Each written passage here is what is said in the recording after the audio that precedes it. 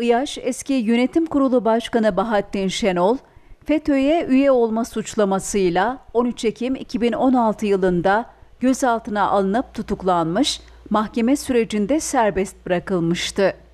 Şenol hakkında mahkemenin verdiği mahkumiyet kararı Yargıtay'a taşınmış, Yargıtay Hukuk Dairesi o kararı hukuka aykırı bularak kararın oy birliğiyle bozulmasına hükmetmişti.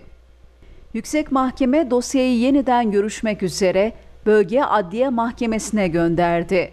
Bölge Mahkemesi de 9 Eylül 2025 tarihinde görülen duruşmada Şenol hakkında beraat kararı verdi.